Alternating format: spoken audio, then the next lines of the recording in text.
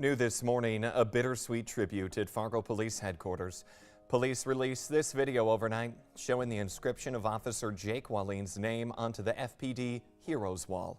Waleen was killed 1 week ago today in an ambush shooting in South Fargo.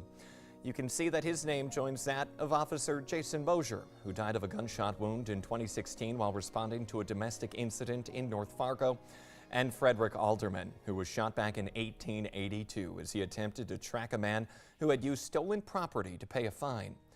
Waleen's name has now also been added to every FPD cruiser in the fleet. Law enforcement and Attorney General Drew Wrigley are slated to host a news conference revealing more chilling details on that deadly shooting last Friday.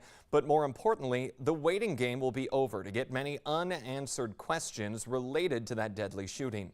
It's more details surrounding last week's shooting are expected to be released today in the Valley. Today's Nishay Taylor joins us live in studio on our Fast Track with what questions we still are waiting answers on.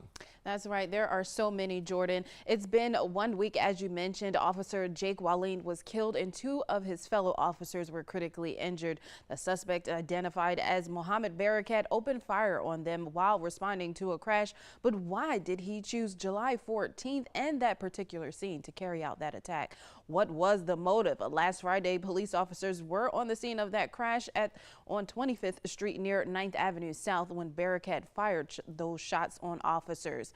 Now, Jake Waleen was killed and officers Tyler Hawes and Andrew Dotis were injured. Bystander Carly Coswick was also shot. Now, 1,800 live rounds of ammunition, over a dozen guns and explosives were found in Barakat's car, plus several more weapons at his apartment, according to investigators.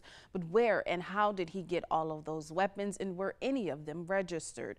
Also, there's little to no information about Barakat. So who is he? What we do know so far is that he was a student at NDSCS Fargo campus back in the spring of 2020. He only came in contact with police in 2018 when he received a speeding ticket. But where was he from? Where did he work in the area? All of those questions and those answers are still unclear at this time. Now, today's news conference is expected to start at 10:30 at Fargo City Hall. Wrigley will be joined by FBI and other law enforcement agencies, including Fargo Police, to kind of share some details on all of what happened here on July 14th. Now, Jordan has been mentioning all morning, I will be at that press conference to kind of find out what exactly happened and get all of those details to kind of put many of these families at ease. Yeah, ask those questions that a lot of people in the community are wondering right now. Nishay Taylor reporting in studio this morning. Thank you. And we will be broadcasting that press conference, as we mentioned, along with coverage of Officer Waleen's funeral tomorrow.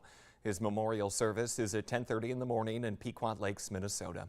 Fargo police say final law enforcement honors will happen following the service, with final military honors around noon in Nisswa. Members of the public are encouraged to line the escort route of Waleen's remains to the funeral. Picture on your screen of the route. Police will leave the substation on 25th Street South around 5:45 tomorrow morning, loop up to the headquarters on North 25th, and then back down to I-94 before heading into Minnesota. Now, you can get a closer look at this route online as well. A lot of people are wondering what is in store for the weather for that service and for any outdoor plans that they might have this Friday and the weekend. The Valley Today's meteorologist Lisa Green joins us with your Fast Track forecast. Morning, Lisa.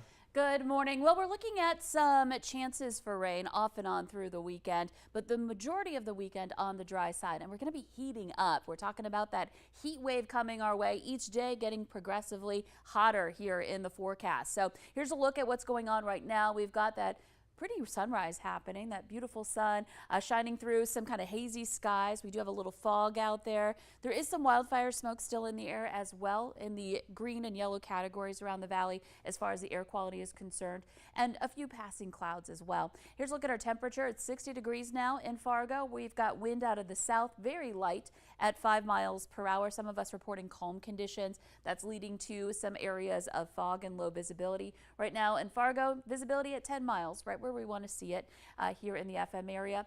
Sunny skies in Grand Forks on our greenway here as we're looking toward downtown. Morning that is going to be on the sunny side for you. It's 54 degrees. Wind is very light out of the south at 3 miles per hour and visibility at 7 miles at the airport. It's quiet for the moment, but you notice there's some showers to the northwest of us, and there is that slight chance that you might have one of those showers pass overhead as the day goes on. But again, just a reminder that most of us do stay dry today. We'll see temperatures into the 80s for your high today, low to mid 80s for a lot of us, and then again we keep building from there as we head through the weekend. Saturday morning for the procession, there may be a passing light shower, so one should be prepared for that if you're going to be lining the procession. You can always check the VNL weather app for the latest radar. And then Sunday, heating up back into some upper 80s, and then there's that heat wave next week. 90s each day of the work week. We're hoping to see that break a little bit by next weekend. Okay, yeah, definitely going to be a warm one, and we kind of got used to these abnormally cool temperatures. Yeah, July is going out on a hot note after being kind of on the cool side, especially compared to how hot our June was. So back to that kind of weather. Okay, thank you, Lisa. It is now 6:57, excuse me. Neighborhoods across the FM Metro turned up blue in a big way overnight in a show of support for fallen Fargo police officer Jake Wallin. Fellow officers Andrew Dotis and Tyler Hawes were also commemorated, as well as all police and first responders. The effort to light the town blue over the past week has raised more than $15,000 for the Leadership Care Fund that supports the officers' families. The American Legion Post 400 baseball team was showing their support for the Fargo Police Department last night, hosting a doubleheader at Starion Field against crosstown rival Legion Post 2. There was a special ceremony where players from both teams presented Fargo police officers and first responders with crosses from a local church. The game was free of charge, but any donations collected will be passed along to the families of the injured officers. Just Screen It in Dilworth is running a special to support local law enforcement and the officers involved in the tragedy. Their Back the Blue shirts cost $30, with 100% of the proceeds going to that Leadership Care Fund. If you're interested in putting in an order, we do have a link on this story. Just find it on our VNL News app. If you have driven around town over the last week, you may have seen or even been a part of the many tributes to the Fargo officers involved in that shooting 1 week ago and to law enforcement in general. We found one of what you could call the cutest displays in Moorhead. This right here is at 8th Street and 40th Avenue South. We're told kids at a nearby daycare center put crayons to paper and came up with these thank you posters that are now taped to the fence. The big takeaway from the artwork is that those kids really love their local police officers and just want to say thank you. The Today Show and CBS Mornings are just about to start, but the Valley Today rolls on. We'll have more up-to-the-minute news and weather coming up for you on the Fargo CW.